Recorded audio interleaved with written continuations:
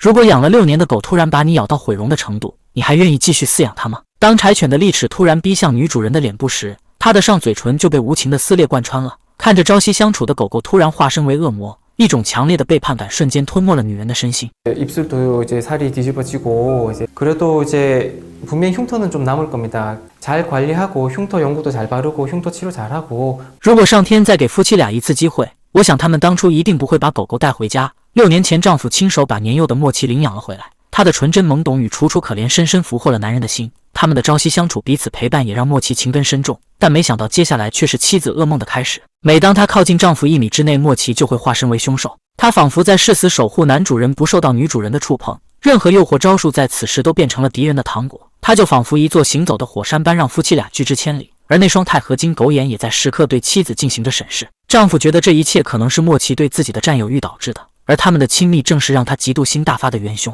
其实夫妻俩在结婚后一直没要孩子，所以他们就领养了莫奇作为陪伴。因为是菜鸟的原因，他们对狗狗格外上心。但造化弄人的是，他们不久就有了孩子，这让夫妻俩也不得不减少对莫奇的关爱。因为妻子曾经被狗狗的利齿撕裂过嘴唇，所以她很怕莫奇不高兴了就会对孩子们下口。而丈夫也对这颗心尖上的定时炸弹十分担心，他不知道莫奇何时就会爆发出恶魔属性。因为当时孩子们目睹了母亲被咬伤的场景，所以之后他们也在一直接受心理治疗。其实事情发生后，丈夫就产生了把他送走的想法，双方父母也在指责咬人的狗怎么还能留在家里呢？但这6年的爱最终还是没能让他们把狗狗弃养，就像孩子再怎样犯错，父母也不忍心放弃他们一样。因为莫奇的错误，妻子再次来到医院复诊。她说到，直到现在嘴唇还在隐隐作痛，每次吃饭也都成为了一种煎熬。医生表示，这么多年他几乎没见过这种案例。当时女主人的嘴唇都被咬到外翻了，虽然现在已经在好转愈合，但留下疤痕是在所难免的了。以后他可能需要通过激光或者整形手术进行修复。尽管莫奇对妻子有着绝强的攻击力，但外出时他又变成了只彻头彻尾的胆小鬼。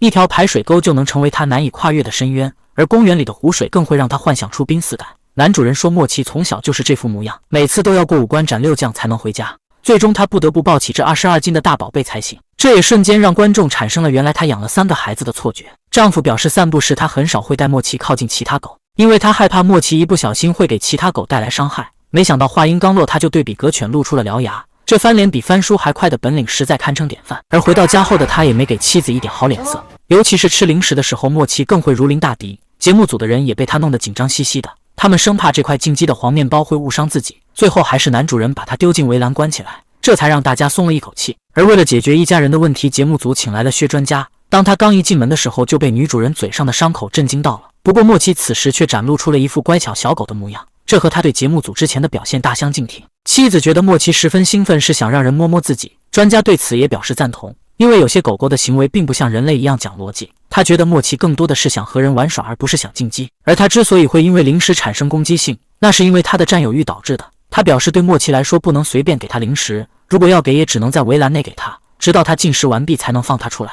因为那些不能马上吃完的食物会诱发他的保护欲，所以给围栏遮住，让他在里面进食更好。至于莫奇对妻子敌意特别大的问题，薛专家开玩笑地说，他也第一次见到会保护男主人的狗。大部分的狗都会和女主人比较亲密，因为它们会受到女性催产素的影响，而像这种主动保护男主人的狗极其稀有。这或许是因为她从小就被丈夫悉心照顾，所以她幼小的心灵才种下了想守护对方的种子。不过因为莫奇是他们人生中第一只狗的原因，妻子从小也对他疼爱有加，但狗狗的反应却总是不尽如人意。专家称有可能是妻子对他太过宠爱了，而莫奇又很讨厌这种强制爱情节，所以在压力积压之下才爆发出了咬人事件。专家称他其实见识过各种各样的问题犬，但莫奇绝对是可以改变的那种狗，所以接下来他就为他打造了专属训练方式。专家让妻子用零食训练，让他学会等待，这样可以提升他在主人面前的自控力。接着他又继续把零食放在手心，当莫奇用嘴触碰时就张开手掌让他吃，这样可以达到寓教于乐的地步。至于他总想守护躺在沙发上的男主人的问题，专家说这是因为他想保护自己的东西才会产生攻击性，而触发条件就是双方都在沙发上时，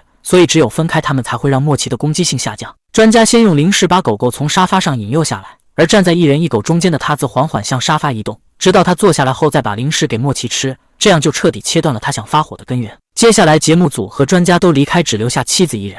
在这样的环境下，看他是否能独自改变和莫奇的关系。当他想靠近沙发上的丈夫时，莫奇依旧戒心满满。虽然他把零食拿出来后，狗子没逃过真香定律，但当他想靠近沙发时，却还是被莫奇识破了计策。而第二次，专家则提醒他先不断叫莫奇的名字，然后用零食让他坐下，不断等待。妻子再趁机慢慢移动到沙发坐下，反复训练这个过程可以让她把注意力从丈夫转移到零食上来。